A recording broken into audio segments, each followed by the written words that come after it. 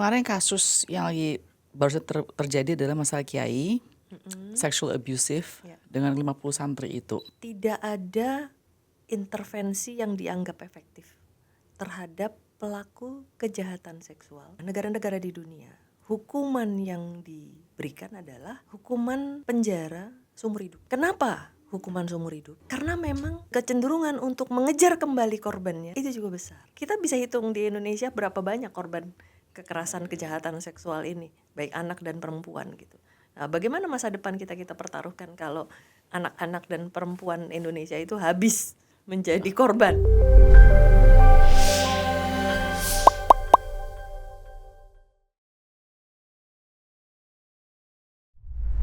Wait, kalian lanjut nonton video ini, sudah belum? Follow, like, share, dan comment video ini. Please do. Hari ini kita akan memasuki pemikiran manusia-manusia. Kadang kita bingung ya, kayaknya kok bisa sejahat ini, kok bisa sesadis ini. Ya kan, ada namanya sociopath, psychopath, circle, all of those things. Jadi masuk dalam otak manusia demikian, maka itu harus panggil expertnya, yaitu adalah Cassandra Putranto, seorang psikologis klinik dan juga forensik. Dan hari saya juga mau mengenalkan Sasha sebagai pasien kamu selanjutnya. Halo. Pasien psikopat mungkin. Gila, bercanda guys. Tapi boleh Cassandra. Misal contohnya kamu ketemu seseorang ya. Apakah ada pertanyaan-pertanyaan yang mungkin berdasarkan punya expertise yang kamu tanya ke dia sekarang ini dan berdasarkan jawabannya dia kan bisa kayak scoring tendensinya kemana? Boleh nggak kita tes? Enggak. Kenapa? Enggak boleh. Kenapa? Ya, karena kan pasti untuk assessment itu kan harus ada prosedur yang formal dan standar.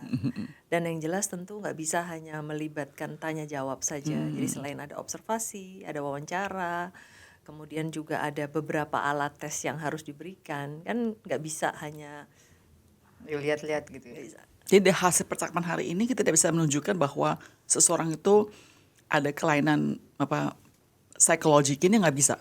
Iya, dugaan boleh saja kita Okay. miliki, tapi tentu saja untuk bisa menegakkan diagnosa itu ya tentu harus melalui prosedur formal. Nah, Okay. ini yang juga justru pertanyaan ini harus dilanjutkan lagi bahwa masyarakat jangan sampai terjebak di dalam proses yang seperti itu, memberikan label kepada orang atau mungkin baca dikit, oh jangan-jangan aku jadi self diagnose gitu. Nah, ini yang harus kita tekankan kepada, apalagi ngata-ngatain orang, oh dia NPD nih, dia NPD. Nah, itu banyak malah sekarang.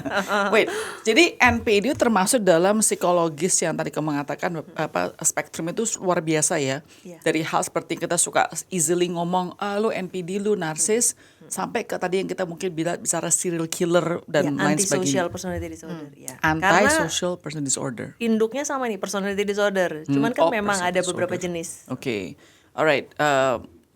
Kamu sangat beruntung berarti. Cuma Anda juga. Oh ya mungkin. Tapi oke. Pertama-tama seseorang dengan personality disorder, apakah itu genetik atau environment?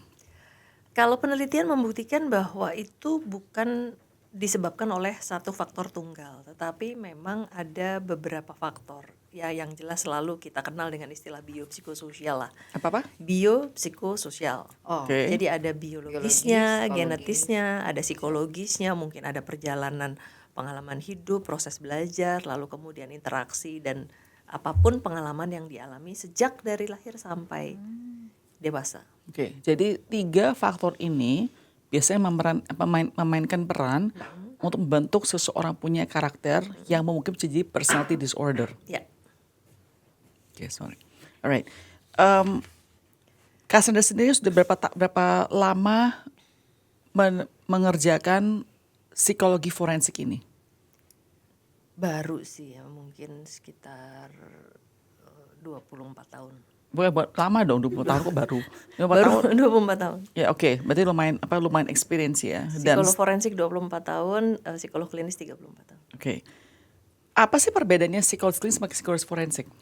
Kalau psikolog klinis adalah bidang ilmu yang mempelajari tentang gangguan abnormalitas terhadap manusia terutama, tentu saja di mana di Indonesia dan di beberapa negara lain psikolog klinis itu adalah bagian dari tenaga kesehatan. Di salah satu bagian negara lain mungkin di bawah rumpun sosial, tapi kalau klinis biasanya menjadi tenaga kesehatan. Nah, kenapa? Karena bekerja sama dengan dokter, dengan rumah sakit, yang kaitannya adalah ya tadi dalam konteks kesehatan, sehat atau tidak, kemudian diagnosanya, penegakan diagnosa gangguan-gangguan itu tentu sesuai sejalan dengan metode dari sisi kedokteran. Jadi misalnya mungkin yang banyak kalau dari psikologi kita menegakkan diagnosa itu berdasarkan Diagnostic Statistical Manual, DSM 1, 2, 3, 4, sekarang udah 5. Tapi kalau dengan rumah sakit biasanya kita menggunakan ICD yang sekarang sudah 9, 10, 11 gitu ya. Ya 11 lah sekarang kita pakai gitu ya. Jadi supaya ketika berkomunikasi itu menggunakan bahasa yang sama gitu. Jadi kalau ini sama gitu, kita bisa mengkomunikasikan itu dengan term istilah yang sama. Nah, sementara psikolog forensik itu khusus bidang ilmu psikologi yang memang menekuni dan mempelajari perilaku manusia dalam kaitan dengan hukum. Dalam arti ada perilaku kriminal atau kemudian persiapan-persiapan untuk menyusun regulasi atau penegakan hukum atau bahkan sampai kepada orang-orang yang terlibat di dalam bidang hukum. Jadi memang kalau di psikologi forensik itu dikenal psychology at law, in law, sama end law gitu kan. Jadi yang memang terkait pada saat melakukan pemeriksaan yang mulai dari pemeriksaan terhadap tersangka, saksi, korban, atau juga kepada orang-orang yang menyusun regulasi misalnya, apakah regulasi tertentu memang mengandung unsur-unsur psikologis yang cocok, yang memang diharapkan bisa efektif mengendalikan perilaku atau merubah perilaku, atau juga kepada tokoh-tokoh misalnya mungkin penyidik, penegak hukum, penasihat hukum yang memerlukan bantuan psikologis yang terkait dengan mungkin teknik-teknik atau metode-metode yang digunakan di dalam proses penegakan hukum. Misalnya metode penyelidikan, metode investigatif, metode wawancara kognitif, dan lain sebagainya. Oke.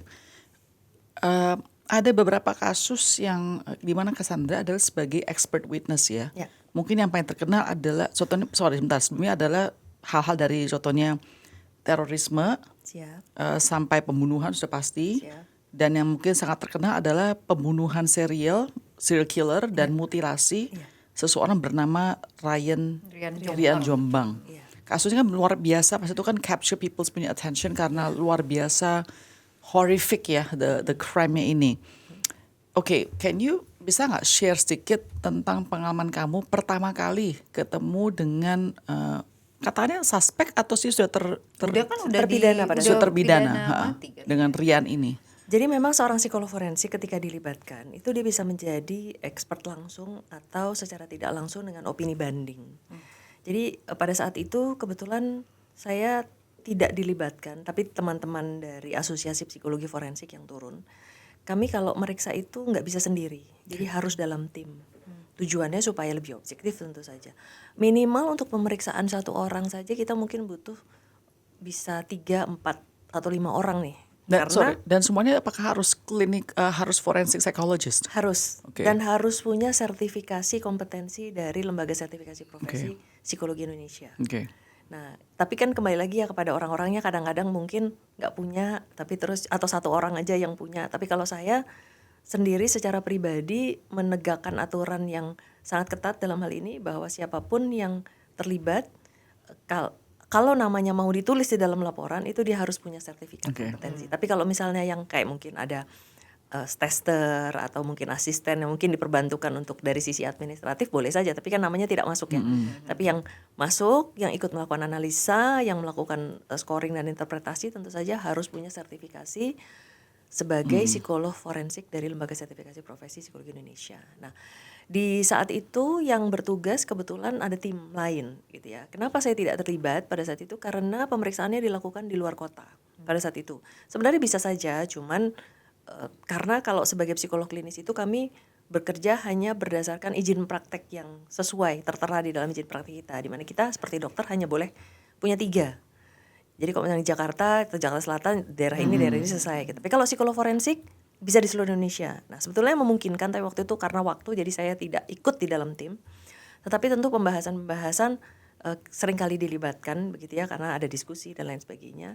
Lalu kemudian setelah kasus itu bergulir, kemudian sudah ada proses pengadilannya, sudah ada hasilnya dari pemeriksaan dari tim Asosiasi Psikologi Forensik pada saat itu, dan sudah disampaikan kepada ahli, menjadi pertimbangan para ahli juga, majelis hakim maksud saya, sudah menjadi pertimbangan dari Yang Mulia Majelis Hakim, dan sudah turun vonisnya pada saat itu, lalu kemudian banding dan naik sampai kasasi dan peninjauan kembali. Jadi saya dilibatkan justru di peninjauan kembali.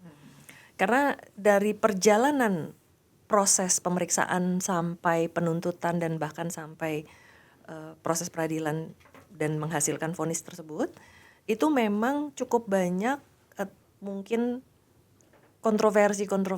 Jadi misalnya bahwa pemeriksa kami tidak cukup layak atau apa, ya biasa lah ya, kalau ini kan setiap proses peradilan itu kan masing-masing pihak boleh memberikan argumentasi, bukti-bukti hukum dan lain sebagainya gitu. Jadi pada saat itu cukup banyak hal-hal yang digunakan untuk menyerang tim pemeriksa pada saat itu gitu. Nah, lalu kemudian sampai di titik yang terakhir itu untuk peninjauan kembali kan tidak ada sidang. Jadi prosesnya adalah internal di peninjauan kembali tersebut gitu. Nah, tapi pada saat itu seperti biasanya selalu melibatkan media. Nah, media pada saat itu adalah salah satu stasiun TV formal swasta di Indonesia yang mengundang tim pemeriksa dan tim penasihat hukum pada saat itu. Karena yang bisa dihadirkan pada saat itu hanya karena yang bersangkutan terpidananya kan sudah ditahan ya, jadi nggak bisa diinterview dan lain sebagainya. Jadi kami dihadirkan di situ. Nah, karena ini adalah pemeriksaan dari organisasi profesi, Asosiasi Psikologi Forensik, jadi saya ditugaskan. Saya mendapat tugas gitu, dapat surat tugas nih, harus hadir di TV tersebut untuk memberikan argumentasi. Nah, jadi di dalam proses sesi TV tersebut gitu ya, memang ada proses tanya jawab dari anchornya, lalu kemudian dari penasihat hukumnya, ada fakta-fakta yang dicoba diungkapkan. Dia seperti sebagaimana kita ketahui di dalam proses peninjauan kembali itu, terpidana itu berhak mengajukan bukti-bukti baru. Nah, kebetulan yang bersangkutan mengajukan bukti baru bahwa dia sudah diperiksa oleh psikolog dari Amerika yang menyatakan bahwa dia mengalami antisocial personality disorder ini gitu. Dan dengan hasil tersebut diharapkan untuk bisa membatalkan. Karena apa? Kalau dulu pasalnya 44, sekarang 3839 di KUHP gitu ya, bahwa ketika seseorang dianggap tidak mampu mempertanggungjawabkan perbuatannya berarti bisa bebas demi hukum. Karena pada saat dia melakukan itu mungkin dia sedang tidak sadar atau tidak bisa mempertanggungjawabkan perbuatan, atau dia berada dalam kondisi yang memang tidak memungkinkan dia untuk memahami, menyadari, mengetahui bahwa perbuatan itu salah dan lain sebagainya. Jadi ya waktu itu celah yang digunakan oleh penasihat hukumnya itu gitu. Tetapi saya ya sesuai dengan penugasan dari Asosiasi Psikologi Forensik pada saat itu, ya saya mengungkapkan fakta-faktanya. Jadi mulai dari satu, bahwa pemeriksa kami punya kompetensi untuk melakukan pemeriksaan ya, terutama karena tim ada yang klinis juga, ada yang forensik juga. Kemudian dari sisi bukti baru yang disampaikan pada saat itu, saya bertanya tentang izin praktek dari psikolog Amerika tersebut gitu, karena kita ketahui psikolog Indonesia tidak bisa praktek di Amerika. Ya tentu saja psikolog Amerika nggak bisa praktek di Indonesia gitu kan. Lalu kemudian yang ketiga saya tanyakan tentang metode pemeriksaannya, dan ternyata pemeriksanya lewat telepon. Jadi tentu saja tidak bisa digunakan. Tapi Kasana nggak pernah ketemu sama Rian ya jadinya? Tidak, saya bisa mengetahui kondisi tersebut dari laporan. Nah, ini tadi yang saya bilang, kalau psikolog forensik itu bisa memeriksa langsung atau sebagai expert opini banding. Jadi memberikan opini banding terhadap hasil pemeriksaan. Oke, jadi maksudnya dalam hal ini berarti kamu cuma memberikan supporting argument saja terhadap hasil tetapi pemeriksaan. secara lebih kayak bagian legalnya ya. Iya. Tetapi kalau kamu pribadi sama tanya kamu kan pasti mengikuti kasus tersebut. Mungkin nggak ketemu orangnya. Kalau menurut kamu sih pribadi, Rian itu sebetulnya bagaimana? Kalau dari hasil pemeriksaan tersebut ya memang ada beberapa ciri-ciri yang mungkin mudah untuk diduga sebagai antisocial personality disorder ya gitu. Karena kalau antisocial personality disorder itu kan ada ciri khas 3 hal yang paling utama. Itu yang pertama itu dia boldnya itu berarti sangat berani. Kemudian impulsif dan tidak punya empati gitu ya, dan bisa tidak punya sense of kesadaran, tidak punya kesadaran terhadap hukum dan sanksi hukum gitu. Jadi ya kalau dia mau lakukan sesuatu yang penting itu bermanfaat buat dia, which is dia selalu meyakini bahwa dia punya hak lebih daripada orang lain gitu ya. Nah, beberapa ciri-ciri itu ada. Oke. Jadi dari sisi jadi kan saya boleh untuk memberikan pendapat kalau sudah membaca karena sebagai opini banding gitu ya. Memang paling enak kalau kita meriksa langsung. Tapi sebagai seorang psikolog forensik kan kami tidak bisa menolak tugas. Kalau tugasnya memang sebagai opini banding ya harus bisa melakukan opini banding. Jadi harus bisa melakukan pemeriksaan terhadap pemeriksaan yang sudah dilakukan sebelumnya dan melakukan analisa dan lalu memberikan pendapat terhadap hasil tersebut gitu. Jadi memang pada saat itu ada beberapa indikasi gitu. Tetapi masalahnya tidak cukup untuk bisa menegakkan diagnosa tersebut. Kenapa? Pada saat itu karena juga ada motif, yang terutama adalah motif ekonomi. Jadi kalau seorang antisocial personality disorder itu yang paling murni itu adalah perbuatan itu lebih didorong oleh hasrat pribadinya yang misalnya memang tadi karena impulsif, karena kejam, karena tidak punya empati terhadap orang, kemudian karena dia berani, karena dia ingin memperoleh sesuatu keinginan sendiri. Nah, tapi karena ada unsur ekonomi. Apa unsur ekonominya situ? Setiap korban itu memang ada yang diambil hartanya. Setelah dibunuh. Sebelum misalnya. dan setelah kebetulan. Jadi Oh. pada saat itu kejahatan itu terungkap. Makanya tadi disebut serial, walaupun sebenarnya lebih tepat semi serial karena dia nggak serial banget. Kalau serial itu orang bisa membunuh tanpa alasan, korbannya random dan hanya karena memenuhi kriteria yang berdasarkan pemikiran dia itu cocok.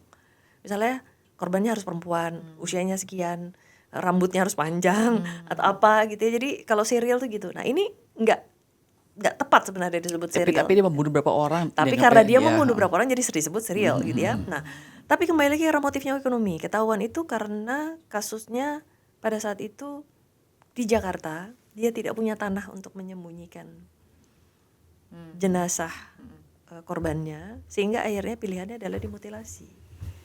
Nah, korban ini adalah pasangan asmaranya yang sebenarnya bukan pasangan asmara tetap. Lalu kemudian setelah selesai itu kan memang hartanya diambil. Nah, pada proses pemeriksaan dan akhirnya membawa tim penegakan hukum ini ke penyidik waktu itu pergi ke kampung halamannya. Nah, disitulah ketahuan ada korban-korban lain begitu. Dan itu tidak serta-merta hanya laki-laki, tapi ada perempuan, ada anak, dan semuanya dikuburkan di rumahnya. Ya. Tapi pertanyaan saya begitu tadi kan Cassandra bilang bahwa kalau ada faktor ekonominya, berarti kebanyakan mungkin adalah bukan bukan karena hasratnya doang saja. Bagaimana dengan seseorang yang kleptomaniak? Kalau kleptomania itu kan gangguan di mana dia mengambil barang yang bukan miliknya. Karena hasratnya karena dia tidak bisa mengendalikan dorongan untuk mengambil gitu. Itu juga ada faktor ekonominya berarti dong? Belum tentu. Karena biasanya yang barang yang diambil barang kecil-kecil yang belum tentu berharga. Ya, jadi memang klepto kriterianya beda sendiri gitu. Nah, untuk antisocial personality disorder itu kriteria itu harus terpenuhi semua. Yang tadi ya bahwa dia impulsif, tidak bisa mengendalikan dorongan. Jadi bisa akan begitu saja melakukan tanpa pikir panjang. Kemudian ada masalah ini, empati yang sangat tipis, yang betul-betul dia tidak punya rasa kemanusiaan, yang memusatkan pada dirinya sendiri. Lalu kemudian yang ketiga itu dia berani, dan sampai dia mengabaikan nilai-nilai normatif, bahkan potensi sanksi hukum itu mungkin akan diabaikan gitu. Nah, itu persoalan utamanya. Tapi kalau misalnya memang tidak selamanya juga bahwa mungkin pasti ada juga yang motif. Tapi kan kembali lagi ketika ada yang paling utama itu motif ekonomi untuk memperoleh uang, untuk mendapatkan uang itu justru karena pertamanya itu adalah yang pas waktu di kasus-kasus yang pertama itu adalah karena dia berhutang. Terus kemudian ditagih. Kemudian dia emosi, dia marah dan akhirnya terjadilah pembunuhan tersebut. Dia tidak merencanakan sebenarnya. Lalu kemudian ada yang korban berikutnya. Nah, kalau korban yang terakhir itu justru karena emosi, bukan karena motif ekonomi. Pertamanya emosi karena dianggap si pasangan ini tidak respect sama dia karena menanyakan pasangannya yang lain gitu. Jadi mereka kan berganti-ganti pasangan gitu. Nah, lalu ya dia emosi, ya dia sakiti, dia lakukan kekerasan. Nah, lalu kemudian tindak mutilasi itu hanya semata-mata karena dia tidak bisa menghilangkan. Ya, jadi itu salah satu keputusan yang sangat cepat di saat itu, yang gimana caranya untuk menghilangkan, ya karena membawa sebesar itu sulit, jadi ya dikecilkan gitu ya. Nah, lalu kemudian muncullah berikutnya, terus ini ternyata ada kunci mobil, ternyata ada ATM, ternyata ada, nah itu kemudian dikuasai juga. Saya pernah baca autobiografi seseorang, ini orang Amerika, dia itu mengatakan diri sendiri adalah seorang, I don't know if it's psychopath or sociopath, because itu kayaknya thin line ya, sociopath, psychopath itu. Tapi dia ceritakan bahwa itu sebetulnya dia hidupnya normal, Korea normal dan lain sebagainya. Tapi dari kecil itu dia tidak pernah bisa dikatakan ya, tidak bisa pernah menyadarkan sesuatu hal itu salah. Contohnya dia berantem temannya, dia menyakiti temannya, teman nangis-nangis bagaimana, dia merasa kayaknya I didn't do anything wrong. Dan dia tuh katanya menemukan, jadi dia kayak bingung gitu, dia orang pintar sekali, akhirnya masuk ke PhD dan sebagainya. Dia adalah orang pertama kata yang coin the term sociopath. Karena pas zaman itu anti-personality disorder tidak ada kata-kata sociopath atau psychopath. Jadi dia nggak ada sociopath katanya begitu. Jadi she's the first one katanya yang mengeluarkan research yang bilang ada sociopath ini. Nah, dia mengatakan ada impulsif, di mana dia tuh harus do something, kalau nggak itu kayak terpendam sekali dan bisa tiba-tiba keluarnya luar biasa. Di mana akhirnya dia itu masuk ke rumah orang tetangga, tapi dia nggak nyolong. Dia ada feeling kayaknya gue masuk rumah orang, gue duduk sana aja, tapi nggak usah ngapa-ngapain, besok pulang lagi. Tapi breaking ini tuh bikin dia kayaknya feeling tenang gitu loh. Nah, pertanyaan saya Cassandra, orang demikian ini, dia kadang bisa menyadari bahwa ini kayak something wrong with me kan. Iya. Gimana sih caranya untuk bisa menangani agar jangan sampai termanifestasi sampai ke kasus-kasus harus pembunuh dan lain sebagainya? Apakah harus pengobatan secara klinikal kah, atau ada terapi, atau apa sebetulnya? Baik, memang ada perbedaan yang cukup signifikan antara psikopat dan sosiopat gitu. Kalau sosiopat itu secara literatur lebih terkait kepada ledakan emosinya. Jadi mereka cenderung tipikal yang tidak bisa mengendalikan dorongan.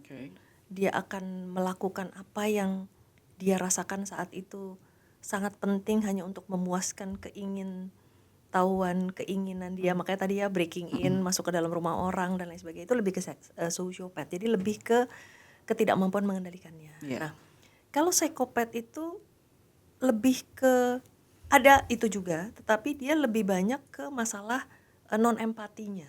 Iya, non-empati. Sociopath itu kan? Iya, psychopath. Psychopath justru kalau sociopath lebih ke tidak mampu mengendalikannya, impulsivitasnya. Oke. Dia impulsif aja dorongannya gitu. Tapi ya itu tadi bahwa dia melanggar aturan, dia tapi kan belum yang menyakiti hati orang gitu ya kalau yang sosiopat, bahwa tapi dia misalnya dia marah nanti dia menyakiti hati orang, itu akhirnya setelahnya bisa terjadi juga gitu. Karena sekali lagi ini kan thin line ya.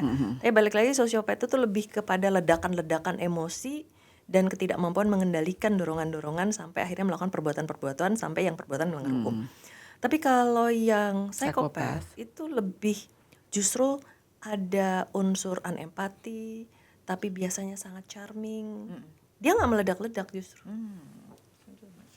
Jadi pembedanya antara psikopat sama sosiopat itu justru di situ. Dan biasanya dia bisa merencanakan, dan justru dia akan tampil baik kepada orang dan lain sebagainya. Tapi bahwa segala hal yang mungkin ada di hadapan dia itu buat dia hanya untuk kepentingan dia, karena memang sangat egosentrik.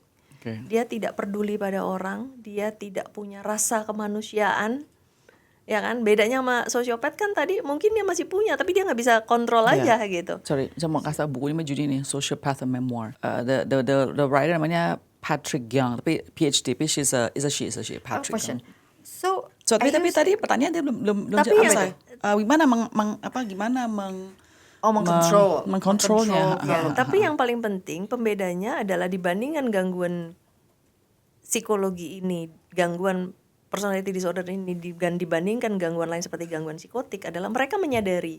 Jadi siapa yang mereka menyadari bahwa something wrong gitu. Itu mereka tahu. Kalau orang yang psikotik itu mungkin enggak gitu ya. Tapi kan kembali lagi itu juga masih ada ringan, sedang, berat.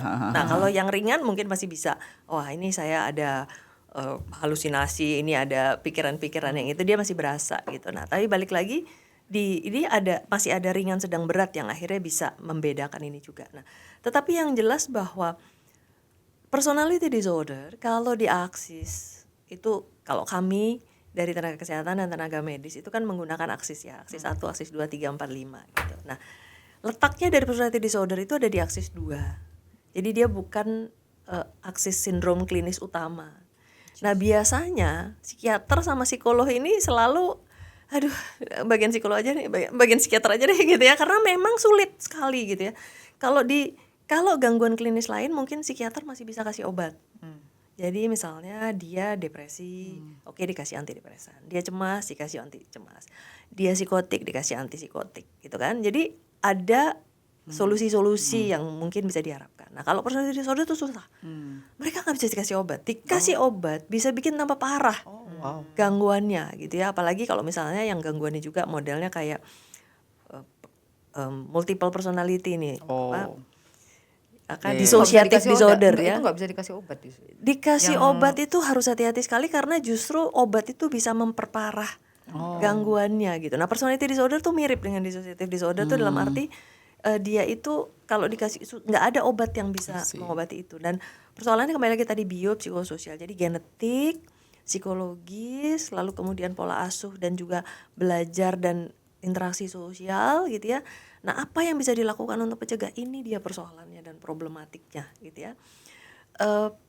Pernah ada penelitian juga untuk memeriksa apakah bisa dengan cara kita melakukan seleksi gen. Misalnya gitu ya.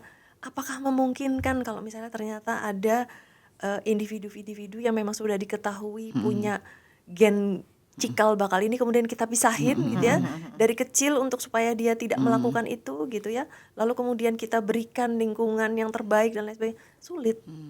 Nah, ini yang maksudnya adalah bahwa intervensi apa yang bisa dilakukan seringkali nggak bisa dan nggak ada. Ya kan, ini sebelum sampai kejadian akhirnya baru ketahuan ditelusuri. Dan yang terutama deteksinya ini yang agak sulit gitu ya. Deteksi dini yang agak sulit, dan saat ini dengan sangat menyesal juga kami harus menyampaikan bahwa seringkali kalau dulu onsetnya tuh biasanya harusnya kami hanya boleh penegakan di atas umur 17 tahun. Tapi kenyataan sekarang di umur 14 itu mulai kelihatan gitu. Padahal kan belum boleh ditegakkan. Tapi kalau belum boleh ditegakkan kan kita tidak bisa memberikan intervensi. Apa yang bisa kita berikan intervensi kalau diagnosanya belum boleh ditegakkan? Sebagai yang masih dalam proses tumbuh kembang, tapi kriterianya jelas, salah satunya apa? Menyakiti binatang. That's true. That's one good thing. Kita sudah bisa menduga, kita sudah bisa tahu ini jangan-jangan arahnya. Awalnya mungkin conduct disorder, gitu ya, atau yang lain. Tapi oppositional misalnya, deviant disorder gitu ya. Tapi ini masa kecil gitu. Terus dia udah mulai menyakiti hewan dan sebagainya. Kita udah bisa nebak nih. Nah, itu alasannya mengapa Apakah saya selalu? Kemungkinan besar ya. Itu alasannya mengapa saya sangat mendukung ketika di Indonesia ini baru-baru kan sebenarnya nggak dari dulu loh menegakkan undang-undang untuk penegakan hukum bagi orang yang melakukan kekerasan terhadap hewan. Walaupun masih Walaupun mungkin pelaksanaannya juga mungkin masih agak sulit ya, tapi minimal undang-undangnya udah ada gitu. Kalau anak muda, anak kecil yang suka nonton pornografi, bisa nggak trigger itunya? Untuk apa? Trigger untuk apa? Untuk jadi ada personality disorder. Itu berbeda ya. Saya rasa kalau suka nonton pornografi arahnya nanti ke adiksi. Jadi Adiksi beda. pornografi. Kemungkinannya sebelum dia kena pornografi sudah ada cikal bakal personality disorder dulu gitu. Tapi kelihatannya akan kecil kemungkinannya kalau dia nonton pornografi, adiksi lalu kemudian jadi personality disorder. Enggak. Oke, I have a question. Balik sebenarnya ke Rian Jombang tadi. Penasaran aja karena kan biasanya I love crime fiction. Crime fiction. I love crime fiction. Saya suka nonton dokumentari yang Jeffrey Dahmer itu juga saya nonton. Kirain Jeffrey Epstein. No. No. Oke, anyway. Jadi pada saat si Rian Jombang ini apakah ada ditelusuri sampai dia punya childhood? Iya, tentu saja. Bagaimana dia itu upbringingnya pada saat kecil kok akhirnya eventually dia bisa menjadi. Ya, pemeriksaan psikologi forensik itu justru sangat depth, sangat mendalam sekali gitu ya. Jadi memang harus digali dari masa kecil, kemudian juga seringkali harus dilibatkan orang-orang terdekat, jadi ada saksi, ada mungkin significant person dalam hidupnya untuk memperkaya laporan tersebut gitu. Yang jelas tentu ada, jadi dari sejak lahir, apa yang dialami dan lain sebagainya itu masuk di dalam Pas di kasusnya ini pemeriksaan. apa yang si pelaku ini alami pada saat dia kecil ya itu? Nah, ya, ini adalah bagian dari hasil pemeriksaan psikologi forensik kan tentu saja highly confidential ya. Jadi Oke. mungkin nggak bisa Nggak saya boleh, sampaikan. Nanti guys. saya dimarahin sama asosiasi psikologi Oke, forensik. Oke, maybe nggak spesifikly Rian Jombang deh, let's say. Pertanyaan saya begini, tadi kan saya tanya ya, hal-hal apa yang bisa membuat anak itu seperti orang tua gitu, kita menjaga biar anak kita tidak jadi Ya. ada disorder. Tadi kan Kasana bilang pornografi nggak necessarily, how about obat-obatan, narkoba?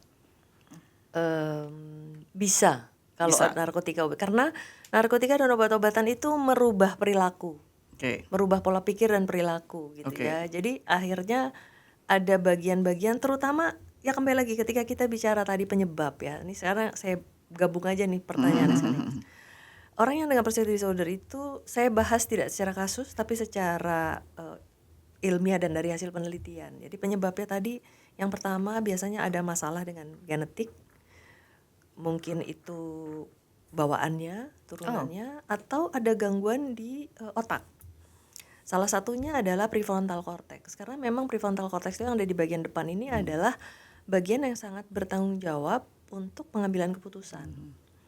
Nah, biasanya karena mereka sangat mudah untuk mengambil keputusan itu, ya istilahnya di sini ini kan sebenarnya rem ya. Nah, remnya belum gitu. Nah, ada masalah di sini. Kemudian yang kedua, kemungkinannya adalah amigdala. Amigdala itu ada di bagian tengah gitu ya. Dia adalah bagian yang bertanggung jawab terhadap emosi. Nah, di sini tadi ya sosiopat, psikopat sama-sama nih gitu. Udah emosinya meledak, nggak bisa terkendali, ya, bisanya ngegas, nggak bisa ngerem. Nah, kembali lagi dasarnya adalah satu tadi, apakah ada keturunannya, apakah dari Possible orang ya? It's tuanya. possible berarti itu diturunkan.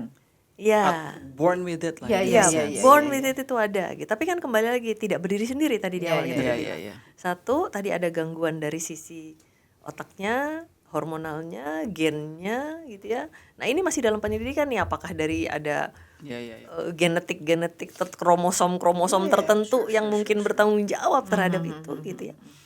Kemudian yang Jadi narkoba itu bisa merubah. Nah, narkoba itu nanti di akhir ya. Tapi kan ini kan tadi baru dari lahir. Lalu kemudian pengalaman masa kecil. That's true.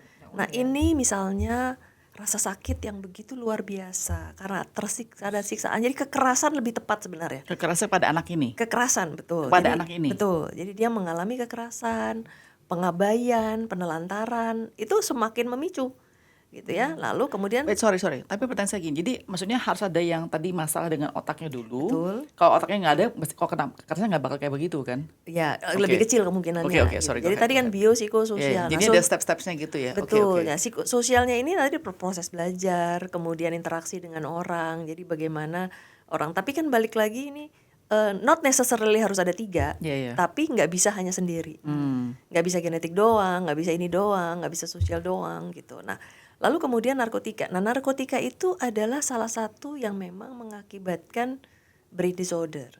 Apa disorder? Brain disorder. Brain disorder. Jadi ketika orang menyalahgunakan narkotika, apalagi dalam bentuk jumlah banyak, kemudian menjadi adiksi, salah satu dari struktur otaknya tidak terganggu, tetap sama, tetapi fungsinya yang mungkin berubah. Mereka menjadi impulsif, tidak bisa mengendalikan dorongan, lalu kemudian ya salah satunya tadi mungkin pemahaman norma sosialnya. Ini masalahnya kan selalu ke norma sosial.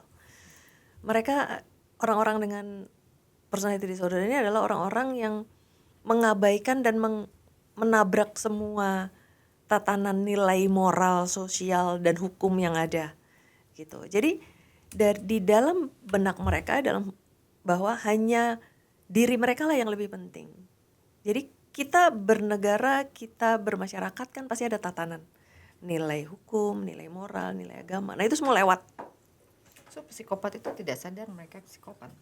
Biasanya sadar bahwa ada sesuatu yang berbeda gitu ya. Kenapa saya nggak seperti orang lain? Buat saya itu nggak penting. Oh, buat kamu penting ya? Buat saya nggak gitu. Iya, nggak Dia sadar itu. Dia tahu, tapi ya itu tadi ya untuk kepentingannya dia tidak merasa perlu untuk bilang-bilang ke orang Atau bahwa aku psikopat atau loh mengubah gitu. dirinya. Atau mengubah dirinya, Ya, enggak. Justru dia akan lebih banyak berpikir gimana caranya supaya saya bisa mendapatkan apa yang saya inginkan gitu. Oke, sorry, saya mau tanya lagi tadi ya. Baik tadi pertanyaan tadi yang tadi graf ini ya. So tadi drugs bisa. Bisa karena dia merusak Ya. brain, ya. Kalau kekerasan terkadang juga bisa. Bisa. How about kalau dia itu pernah di sexual abused? Salah satu itu kekerasan. Oh, kekerasan juga. Sangat. Oke, kalau dia tidak mengalami kekerasan, tapi dia setiap hari terekspos kepada kekerasan, Bisa juga. bisa juga. Bisa juga. Oke. Tapi mungkin degree-nya lebih rendah dibandingkan mengalami langsung. Harus langsung. Oke. Oke, let's say ada anak nih born with it. Saya dicek DNA dan segala macam, kayaknya nih. Walaupun di tanda-tanda Indonesia nih. sulit banget ya untuk Iya, meriksa iya. itu ya. Belum. How do we preventifnya itu gimana ya? Misalnya contoh dari satu hal yang gampang loh, misalnya kan itu yang dia nyakitin binatang gitu kan. Oh, tiba-tiba kodok diapain gitu. Iya, sejak dini harus langsung melibatkan dia di dalam proses-proses pembentukan perilaku yang bisa membuat dia menghormati nilai-nilai moral, norma sosial. Itu belenggu yang paling kuat sebenarnya. Jadi kayak menanamkan cinta kasih, walaupun mungkin dia nggak ngerti dan nggak ngerasa. Kalau kita kan mungkin ada yang nggak tega gitu ya, atau kasihan loh dia gitu. Kan dia nggak ada gitu. Nah sekalipun tidak ada, tapi bisa diajarkan, bisa dibuat untuk dia mengekang dirinya, mengendalikan diri dia bahwa boleh saja kamu tidak merasakan empati itu. Boleh saja kamu merasa itu tidak penting, tapi itu penting loh buat orang lain. Dan kita terikat oleh hukum, kita terikat oleh norma agama. Tapi ya balik lagi kan, kalau degree-nya udah semakin besar, kemungkinan dia untuk mengabaikan itu juga semakin besar juga.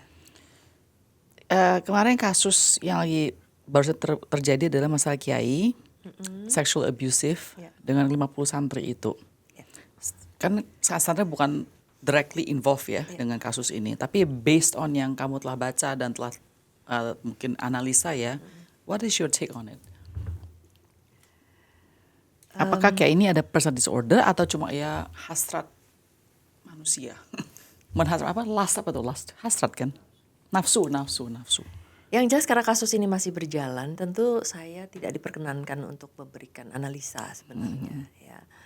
Yang jelas tentu kita perlu pemeriksaan psikologi forensik untuk bisa membuktikan dugaan-dugaan tersebut, gitu ya, bahwa yang bersangkutan memang betul sudah melakukan kekerasan seksual terhadap sejumlah sampai 50 tersebut, dan memang melibatkan adanya manipulasi, kemudian juga intimidasi, dan bahkan juga ada upaya-upaya untuk menihilkan dan mengurangi dan meringankan misalnya dengan bantuan banyak orang di kasus ini, gitu ya.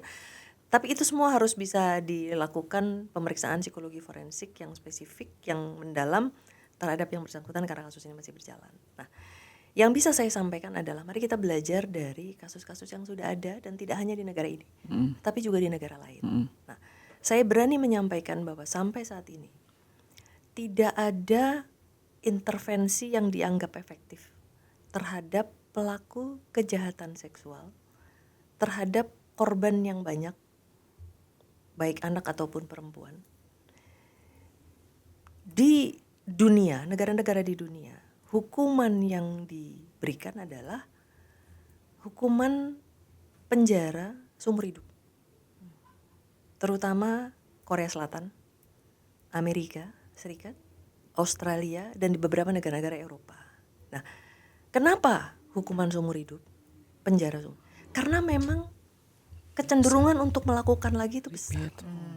Dan kecenderungan untuk mengejar kembali korbannya, yang mengejar kembali korbannya itu juga besar. Itu alasannya selain hukuman seumur hidup, karena tidak ada hukuman yang efektif itu tadi ya, tidak ada intervensi yang efektif.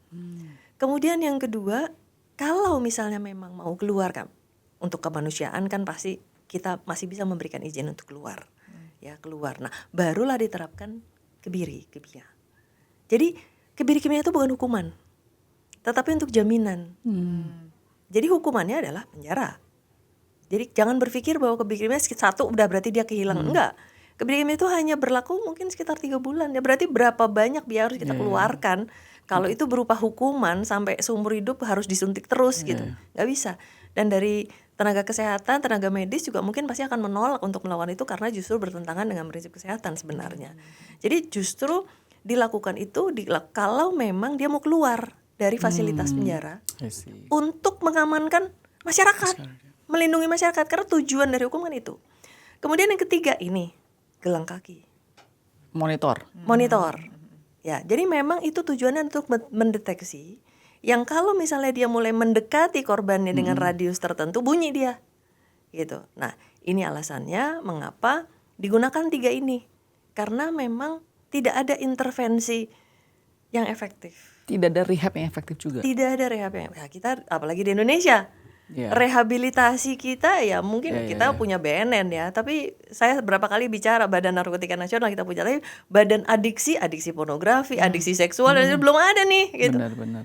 Nah, apalagi ahlinya juga belum ditetapkan, metodenya juga belum ditetapkan, apalagi tadi sebagai sanksi. Nah, sekarang persoalannya adalah sekian banyak pelaku kejahatan seksual di Indonesia itu mungkin nggak nyampe 10 tahun udah bebas. Benar. Padahal Bahkan korbannya banyak. bahkan juga yang nggak masuk penjara juga ada. Betul, apalagi itu tadi ya, tuntutannya berapa, vonisnya berapa, lalu kena remisi-remisi.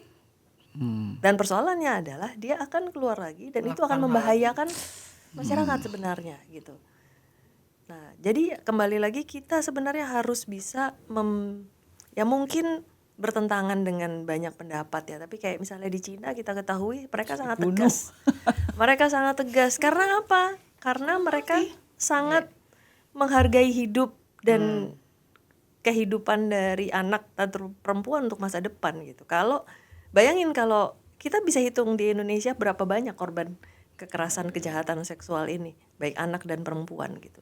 Nah, bagaimana masa depan kita pertaruhkan kalau anak-anak dan perempuan Indonesia itu habis menjadi korban? Dan juga bahkan rehabilitasi melalui agama pun berarti tidak bakal bisa kena, karena tadi kan Cassandra bilang mereka tidak ada rasa benar salah norma-norma ini. It doesn't happen. Okay, sorry because of time. Actually banyak pertanyaan, tapi ini waktunya ini. Tapi saya mau tanya secara itu ya. Actually ada two important questions saya mau tanya. Pertama-tama begini. Ini ada dua kubu tentang hal ini.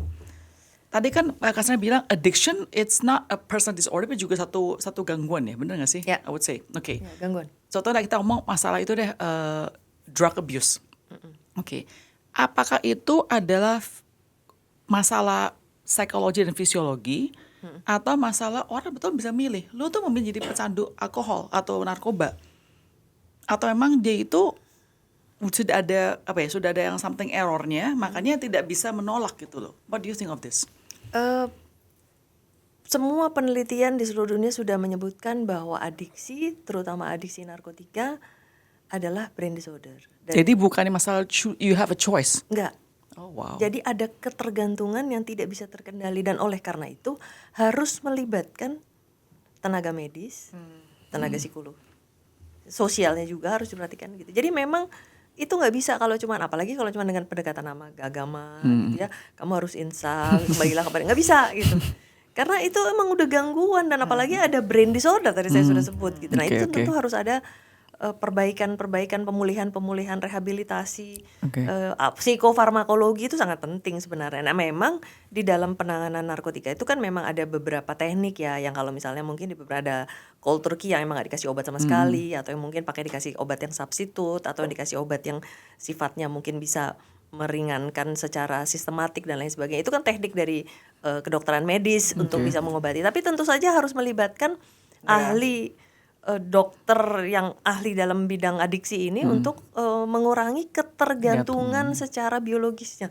Karena kita nggak bisa cuma nasehatin, udahlah kamu insaf aja, kamu kembali ke jalan yang benar. Takut sama Allah gitu ya. Ya, nah itu nggak bisa. Oke, alright. Ini quickly ya, apakah tiga hal ini berhubung termasuk kategori adalah personal disorder, oke? Oke, NPD.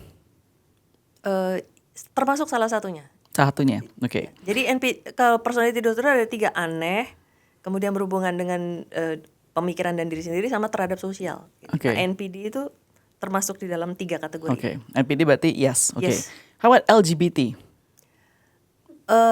LGBT tidak secara otomatis merupakan bagian dari personality disorder, tetapi tidak menutup kemungkinan bahwa ada orang-orang LGBT yang mengalami Oke, personality disorder. personality disorder. Oke, Ya. alright. Pernah nggak dengar term yang terakhir lagi populer di Amerika terutama namanya looks maxing? Jadi dia laki-laki yang sangat macho, mereka melakukan banyak. Oke, atau gini nggak usah maxing deh.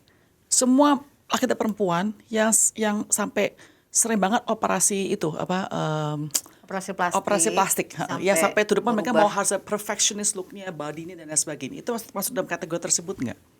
Jadi looks maxing kata-katanya itu. Kategori personality disorder? Apakah itu masuk dalam kategori? Enggak, karena biasanya mereka gangguannya namanya body dysmorphic disorder. Itu bukannya looks maxing, bukannya personality disorder. Bukan. Oh. Enggak, Itu bukan bikin personality body disorder. dysmorphia Itu gitu kali. body dysmorphic disorder. Jadi gangguan yang meyakini bahwa badannya tuh nggak sempurna. Ya, jadi harus diperbaiki, Oh, beda. diganti gitu ya. Dan mungkin ada beberapa yang mungkin misalnya terkait dengan LGBT ya, karena yang lebih tepatnya sih bukan LGBT, lebih ke transseksual sebenarnya. Yang memang transgender. Jadi kalau LGB kan dia masih nyaman dengan Dirinya dirinya sendiri.